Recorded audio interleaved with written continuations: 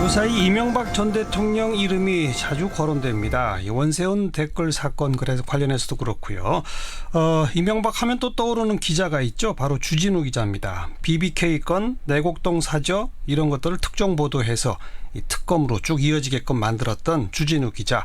이번에 주진우의 이명박 추격기라고 하는 책을 펴냈네요. 그래서 오늘 스튜디오에 모셨습니다. 어서 오십시오. 안녕하십니까, 주진우입니다. 네. 얼마나 추격한 겁니까? 뭐 10년이 조금 넘었네요. 네. 다른 건 몰라도 다른 취재 하다가요. 네. 이명박 대통령하고 이명박 대통령의 돈 얘기가 나오면 무조건 달려갔습니다. 그래서 많이 다녔습니다. 뭐 미국도 여러 번 갔고요. 예. 싱가포르, 홍콩, 스위스, 독일, 저기 조세 피처인 버진 아일랜드 쪽에 있는 케이만군도 또 다녀왔습니다. 그래서 뭐 책상에 아예 그 이명박 전 대통령 관련된 박스가 따로 있다면서요? 저는 정리벽이 없어서요. 기자로서 되게 치명적인 일인데 그런데 이명박 대통령 자료는 많이 모으지는 못했어도 뭐 한 10박스 이상 있습니다. 뭐 책상에 가장 중요한 열에 있는 책은 다 이명박 관련 서적이고요. 밑에 왜 그렇게 쫓아요?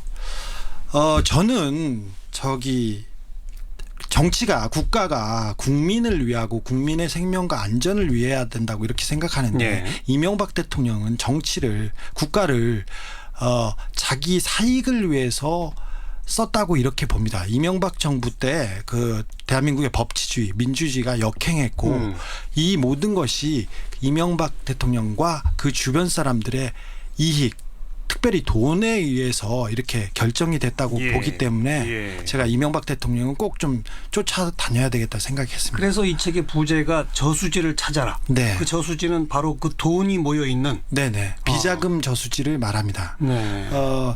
사실 4대 강도 그렇고 자원외교도 그렇고 큰 굵직굵직한 국책 사업마다 돈이 여러 군데에서 사라집니다. 아시다시피 뭐 큰 자원외교 사업에서도 그 회사를 샀더니 이 회사는 꽝이었다, 없었다 그러면서 돈이 없어졌다. 어디 가서도 어떤 사업도 없어졌다. 이런 건이 많았지 않습니까? 예, 예. 근데 그 돈이 사라지는데 한 곳에 모인다는 그 첩보와 정보를 가지고 제가 좀 뛰어다니기 시작했습니다. 그게 이 비자금 저수지를 말합니다. 네.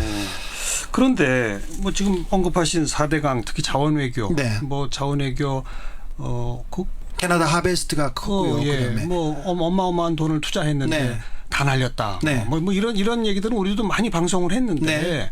그러면서 많은 분들이 혹시 이게 이명박 전 대통령 무슨 비자금과 연관되는 거 아니야라는 의심은 할 수 있는데 네. 아직까지 아무런 근거도 나온 바는 없잖아요. 네, 그렇습니다. 이번에 뭐 잡았어요? 잡지는 못했어요. 그런데 그 제보와 정보를 가지고 그 주변까지는 쫓아갔습니다. 몇 년 전에 한 분이 이렇게 찾아왔습니다. 그런데 그분은 이명박 대통령의 측근이었고 같이 자원외교 관련된 비즈니스를 했다고 합니다. 예. 성공적으로 그 프로젝트를 완성해서 자기도 어마어마한 목돈을 가지고 그리고 외교관 여권을 받고 해외로 나갔어요. 나가서 해외에서 쇼핑하고 여행하다가 보니까 한국에서 다른 공범들은 잘 살고 있는 거예요. 자기만 해외 도피를 한 거예요. 예. 그래서 들어와 보니까 다른 친구들 공범들은 더 돈을 많이 받았다는 것 때문에 약간 뭐라고 해야 돼요? 배가 아파서 예. 이런 것이 분노로 되면서 저를 찾았어요. 그래서 저한테 몇 가지 정보를 알려줬는데 어느 계좌까지도 알려줬습니다. 그런데 제가 이렇게 그 정보를 가지고 이렇게 하나씩 두씩 두드려 보니까 신빙성이 굉장히 있었습니다. 그런데 그 계좌는 차명 계좌고 남바로 돼 있어요. 비자금 계좌가. 계좌명도 남바고 계좌 이름도 남바예요. 그래서 저희가 가서 찾을 수 있는 거는 한계가 있었어요. 네, 그래서 네. 거기까지 가서 좌절하고 예. 비슷한 건으로 가서 좌절하고 그래서 이렇게 쫓아갔던 내용들을 어느 정도 신빙성 있는 정보들만 가지고 좀 모았습니다. 그리고 다른 얘기도 좀 넣고요. 그러니까 저수지를 찾는 추격을 하긴 했는데 네. 못 찾았군요. 아직은. 실패했다고 하는데 아직 저의 저수지 찾기는 아직 물론 진행 뭐 중입니다. 계속 되겠습니다. 네, 네. 근데 의심은 가지만 네. 입증이 안 됐을 때 네. 이거는 어떤 액수가 뭐 이명박 전 전 대통령의 돈이다. 네. 이렇게 주장하면 그건 특정할 수는 없죠. 그렇게 되면 명예훼손 되는 거 아닙니까? 그렇죠. 예. 예. 안 그래도 제가 이명박 정권에서 이명박 대통령 주변에서 소송을 너무 많이 당해가지고요. 아직도 여러 건이 있는데 네. 이 부분도 소송을 감수하고 쓰기도 했지만 소송에서 제가 이명박 대통령 측근들한테 소송을 여러 건 당했지만 다 이겼어요. 아직 감옥에 안 가고 네. 있습니다. 네. 그런데 이 부분도 다 제가 증명해낼 수 있는 부분만 썼습니다. 저수지의 실체를 파악하는 것까지는 실패했으나 네. 그 부분 중에 확인된 것들은 몇 개 있다. 네, 그렇죠. 하나만 얘기해 보세요. 캐나다 노스역이라는 동네에 있는데 거기에서 개발 사업을 한다고 회사를 세웠습니다. 네. 농협에서 대출을 해줍니다. 210억 원을. 그런데 그 대출 사건은 210억 원을 대출해 주는데 회사가 세운 회사를 세운 그 다음 날 대출을 해줘요. 설립 다음 날? 설립 다음 날 대출 승인을 해줍니다. 그래요? 그런데 그 대표이사는 아무런 실적이 없었고요. 실업자였고요. 그래서 보증인 그다음에 담보 이런 것도 아무것도 없었습니다. 네. 제가 200만 원을 농협에서 대출을 하려고 하면 정말 많은 서류를 원하고요. 그리고 아니 자본금도 없습니다. 없는 회사인데 네, 해외에 있는 회사인데 설립 하루 만에 210억이 예. 그다음에 한두 달 만에 그 돈은 사라집니다. 그 돈은 사라지는데 농협에서 이 돈에 대해서 전혀 묻지 않습니다. 그 회사는 어떻게 됐어요? 그리고 회사는 공중분해됐죠. 그 회사는 농협에서 돈을 많이 가져왔다고 해서 캐나다에서 돈을 그 분양대금을 받아서 더 큰 덩어리로 1,몇백억을 만들어서 사라졌습니다. 이 회사가 사라졌는데 농협에서 돈을 빌려줬으면 찾아야 될 거 아닙니까? 예. 찾아주지 않습니다. 그 내역을 쫓아가 봤더니 농협에 그 이명박 정부 초기에 취업한 비정규직 몇몇 사람들이 취업을 하자마자 한 첫 번째 프로젝트였어요. 근데 그분들이 한 프로젝트가 인도네시아, 캄보디아, 해외에 여러 사업을 했는데 다 이런 식으로 망했어요. 망했는데 농협에서 절대 찾지 않습니다. 그래서 농협에서 이게 문제가 돼서 어떤 분한테 의뢰를 했더니 그 국제변호사분께서 이 문제를 따져봤더니 이 돈이 캐나다에서 케이만 군도라는데 있다. 조세 회피처로? 조세 회피처에 있다는 얘기를 농협에 해줍니다. 예. 그랬더니 농협에서 이 변호사를 못하게 하고 자릅니다. 그리고 사실관계를 막습니다. 그래서 농협에서 캐나다 대출권에 대해서 얘기하는 것은 거의 금기였습니다. 근데 알고 보니 그때 이명박 정부 초기에 고용된 몇몇 사람 해외 프로젝트 파이낸싱을 하라고 고용된 몇 사람이 이명박 대통령 주변하고 밀접한 관련이 있는 사람이었어요. 그래서 이런 프로젝트를 하고 그 사람들은 승승장구합니다. 그분 중에 한 분은 아침에 출근하다가 저수지에서 발견됐습니다. 그러니 의문의 죽음? 의문의 죽음입니다. 경찰에서는 자살이라고 하는데 그 돌아가신 분의 부인한테 물어봤더니 아이들도 잘 크고 죽을 이유가 하나도 없다. 네. 억울하다. 이렇게 얘기하십니다. 네. 그런 내용이 있는데 이 부분은 공신력 있는 분께서 이 돈의 흐름을 보고 거대한 비자금 저수지를 봤어요. 그래서 수사가 어렵지 않습니다. 그래서 농협에서 고소만 하면 캐나다 검찰이 그런데 안 하고 있다? 네. 근데 절대 안 합니다. 그렇게 사라진 돈이 네. 이명박 전 대통령 쪽으로 갔다는 근거는 또 없잖아요. 거기까지는 제가 증명하지 못했습니다. 근데 그 앞에까지 거대한 비자금 저수지가 있으니 이 부분을 조사해달라. 이거는 공권력 있는 기관한테 제가 호소하는 내용이기도 하고 국민들이 여기에 관심을 가지면 수사를 해서 비자금의 실체를 밝힐 수 있다. 여기까지가 제가 하는 내용입니다. 또 있습니까? 그런 게? 심플한 걸 얘기해야 되는데 비자금이라는 게 굉장히 어려워서요. 회사를 만들어요. 회사를 만들어서 그 돈을 이쪽에다 돈을 쏘아줍니다. 아니면 돈을 여기에 투자를 합니다. 그리고는 이 회사가 없네. 그리고 회사를 망가뜨리고 돈이 사라집니다. 그런데 그 회사에 돈이 들어오는 건 어디서 들어와요? 정부에서 투자하지 않습니까? 자원외교 같은 경우는 뭐 공사라든지 정부에서 계속 돈을 줬지 않습니까? 그리고 하베스트 같은 경우도 정부에서 우리나라에서 4조 넘는 돈을 줬는데 나중에 확인해 봤더니 4조 원이 들어간 회사가 200억 원짜리라는 거 아니에요. 그러니까요. 200억 원짜리를 4조 원 주고 샀으면 그 몇 조가 어디로 사라졌을 거 아닙니까? 근데 그 돈이 사라집니다. 그 돈이 사라지는데 그 돈이 이렇게 흩어지는데 넘버 컴퍼니 아까 말했던 그 비자금 통장으로 이렇게 사라집니다. 그래서 그걸 쫓으면 비자금 통장에는 다 가명인가요? 비자금 통장은 가명인데 주로 어떤 형식이냐면요. 1달러나 10달러짜리 회사를 세워요. 예. 주식이 한 페이퍼 주에. 컴퍼니. 그거 하는데 그 페이퍼 컴퍼니가 그 계좌를 소유하고 있습니다. 그래서 아무도 누가 주인인지 누가 주민인지 모릅니다. 그리고 조세의 피처에서는 차명으로 그 계좌를 만들 수 있어요. 농민이라고 차명으로 이걸 만들어서 그 돈을 보내서 어떻게 쓸 수 있습니다. 그런데 그 돈이 빠져나오는 곳을 찾아보면 그러니까 크레딧 카드라든지 그리고 아니면 돈을 쓰는 그 돈의 흐름을 찾으면 누구인지 알 수 있습니다. 그렇죠. 네, 그래서 그걸 쫓아가 보면 저기 큰 카카의 주변 분들이 이렇게 보입니다. 그래서 거기까지 쫓아가야 된다 이렇게 이명박 전 대통령의 주변 분들이 그 돈을 사용한 흔적까지는 잡았다. 거기에 대한 정보까지는 제가 받았다 이렇게 합니다. 제가 흔적을 볼 수는 없어서요. 예. 근데 그 정보란 얘기는 누군가의 재현, 제보. 네. 공신력 있고 누가 믿을 만한 사람. 네. 만약에 이명박 대통령 측에서 소송을 걸어주면 재판 과정에서 나올 수도 있는 부분이라고 생각합니다. 네. 4대강에도 그런 게 있나요? 지금 쭉 언급해 주는 걸 보면은 네. 해외 투자, 네. 자원 개발 투자 뭐 이런 건들을 몇 가지 얘기해 주신 것 같은데. 4대강은 기본적으로 건설 회사들이 나눠서 이렇게 담합을 해서 그것까지는 다 나왔죠. 네. 예. 다 담합을 해서 나눴는데 이거는 대기업들에서 흘러간 돈이었기 때문에 굉장히 찾기 어려웠어요. 4대강에서는 그래서 기업에서 빼낸 돈의 흔적은 저도 그 흔적을 찾지는 못했고 4대강이 이렇게 흐르는 강 주변에 중간중간에 그 항구를 지으려고 했어요. 그러니까 거기에 큰 도시나 큰 상업시설이 생기겠죠. 그 주변을 이명박 대통령 주변 사람들이 집중적으로 사들였습니다. 그래서 그거를 그 주변에서 그런 그 이명박 대통령 친인척 중에 어디 누구 명의로 샀다는 그 증언까지는 가지고 있는데 제가 그거를 밝히려고 등기부등본을 한 500만 원, 1000만 원어치 떼어가지고 했는데 친인척까지는 제가 아직까지는 확인을 하지 못했어요. 그런데 증언도 있고요. 그걸 제가 찾다가 못 찾고 내곡동 땅을 찾았습니다. 그렇게 맨 땅에 헤딩하는 식으로 등기부등본을 해서 그래서 근데 그것도 4대강 사업이라는 것이 있다라고 하는 정보를 이용해서 좀 이제 밝으신 아무래도 그 이명박 전 대통령 주변 분들이 이제 밝으신 분들이 많을 테니까 4대강 사업이 진척되면 여기 땅값이 오르겠네. 그건 미리 사둬야지. 그건 그분들이 재테크했을 수도 있는 거잖아요. 이명박 대통령 제가 취재한 바입니다. 이거는 제가 취재한 바입니다.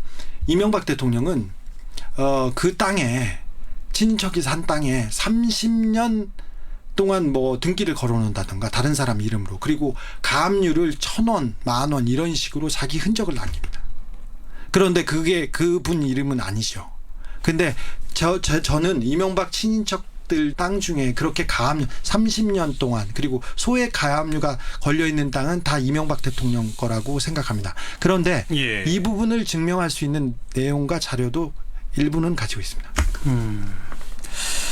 아무튼 대체로 확증까지 가지는 못했으나 의심이 가는 대목들까지는 모아서 이걸 사회에 알리고 국민들이 관심을 갖고 그래서 관심이 고조되면 공권력을 가진 수사기관이 제대로 수사해보자 이런 거죠. 나서기까지 하는 게 저의 목표라고 생각해서 지금 책도 냈고요. 그래서 여기서는 그냥 주진우 기자의 어떤 추정이랄 수도 있는데 그 비자금 규모가 도대체 얼마나 되는 거예요? 제가 그 비자금을 쳐다보지 못했고 계좌를 보지 못해서 말할 수는 없는데 대통령의 측근한테 얘기했습니다. 그 돈을 만지거나 볼 수도 있는 사람 비서였으니까 그런 사람한테 물어봤는데 제가 두 사람한테 물어봤는데 한 분 물어봤는데 그럼 주 기자는 얼마나 될 것 같아? 그렇게 얘기해서 처음에는 한 1, 2조 이렇게 생각했는데 나중에 취재할수록 늘어나서 나중에 뭐 알았을 때는 제가 한 30조 되는 것 같습니다. 그랬더니 그 이명박 대통령의 측근이 그래도 지금까지 본 사람 중엔 제일 가까운 것 같아 이렇게 얘기합니다. 그리고 어떤 다른 분은 한 10조 정도 된다고 하는데 이명박 대통령의 회사로 의심되는 다스는 뭐 이명박 대통령의 회사입니다. 사실은. 근데 이 다스가 2000년대 초반에 해도 한 2천억 3천억 정도의 재산 가치가 됐었어요. 그리고 매출액도 1,000억 정도 이렇게 됐었는데 지금은 매출액이 3조 대고 10조 원 이상의 자산 가치를 가진 회사가 됐습니다. 그래서 이런 회사 그리고 이상득, 이지영 씨 그리고 그런 친인척 이상득 씨는 형이고 형이죠. 이지영 씨는 큰형의 그 아들입니다. 이상득 씨의 아들, 그러니까 네. 조카군요. 이명박 대통령. 맥커리에 계시다가 골드만삭스에 예, 있다가 싱가포르 예, 갔는데 이분은 이명박 대통령의 자금을 관리한다고 의심받는 분입니다. 그리고 뭐 이상은 씨 큰형이라 이기선 씨 그 범 가족들을 다 합해보면 저는 30조 정도 된다고 저는 추정합니다. 왜 그렇게 돈에 집착을 했을까요? 저도 놀라운 것이 이분은 돈에 대해서는 물러섬이 없어요. 이분이 이미 어마어마한 자산가고 네네. 대통령까지 했고 네. 검소하신 분이 부족함이 없잖아요. 네, 부족함이 없어요. 저 식당에 가면 4명이 가면 꼭 2인분씩 시키세요.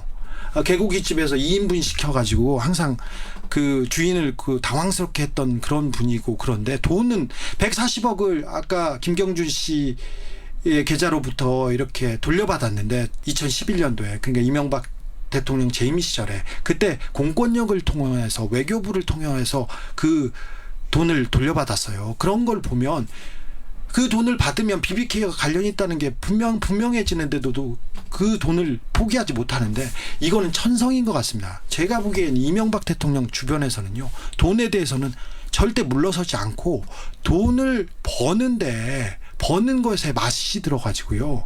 그래서 돈 버는 재미에 다른 생각을 안 하시는 것 같습니다. 그 측근으로부터 대략 비슷하다고 네. 추정된 게 네. 30조 그러나 네. 그거는 그 일가 전체를 네, 그렇습니다. 말하는 것이고 거기에는 지금 뭐 버젓하게 가고 있는 기업체들도 포함되어 있는 것이다. 네, 그렇습니다. 단순히 그냥 무슨 조수해피처의 비밀 계좌 이것만은 아니로군요. 네네, 뭐 거의 전체 몽통으로 규모로 보면 전체 규모는 그 정도 된다고 봅니다. 라고 의심하고 있다. 네, 그렇습니다. 예. 네.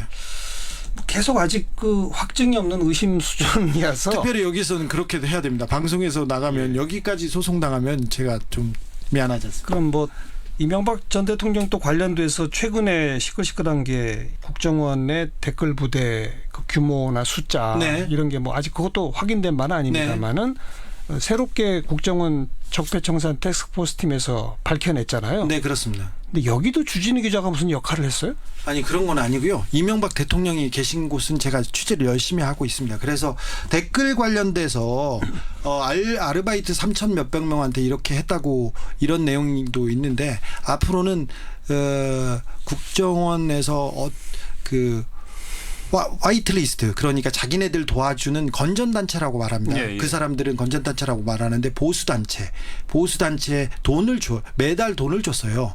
거기에 있는 어떤 사람들한테도 돈도 주고 변희재 씨한테도 매달 돈을 주고 그다음에 수구단체들한테 돈을 줬는데 그 부분이 앞으로는 조금 더 문제가 될 거라고 생각합니다.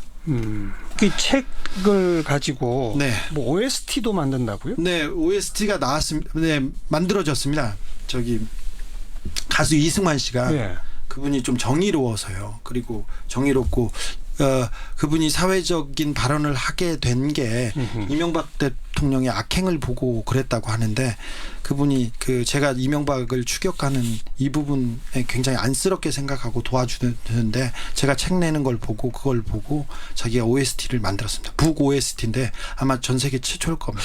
그러니까요. 오리지널 사운드 트랙이 OST잖아요. 네. 그거는 영화에 들어간 영화나 드라마에 음악이잖아요. 네. 북 OST라는 게 있어요. 네, 북 OST 잘 모르겠습니다만 이번에 처음 만들었습니다. 이 책 내용을 알려주는 노래 이런 겁니까? 책 내용이기도 하지만 그 이명박 대통령이 우리 그 사회를 어떻게 생각하는지 그런 내용입니다. 이름은 돈의 신인데요. 뭐 첫 줄은 그렇습니다. 너인 고작 사랑이나 사람 따위를 믿지 난 돈만 믿어 이렇게 하면서 이렇게 얘기하는 건데 네. 이 사회가 조금 비뚤어지고 잘못된 게 이런 이명박 대통령 같은 권력자가 있었지 않나 이런 생각에 OST도 만들었습니다. 영화로도 만드십니까 이 책이? 이 책이 영화사에 제가 책을 쓴다고 할 때부터 영화사에 판권이 팔렸고요. 다큐멘터리도 나옵니다. 예. 제가 이명박 대통령에 대한 칭송은 계속하고 있어서 네. 국민들한테 좀 환기시키려고 여러 가지 작부를 하고 있습니다. 그럼 이 책이 이명박 추격기 완결판이 아니로군요. 네, 시작입니다. 시작판이로군요. 네, 이제 제가 이렇게 열심히 뛰어다녔는데 제가 실패했습니다. 알겠습니다. 하지만 더 하겠습니다. 이런. 더해서 이제는 앞으로는 성공해 보겠다. 네, 시사인의 주진우 기자였습니다. 고맙습니다. 감사합니다.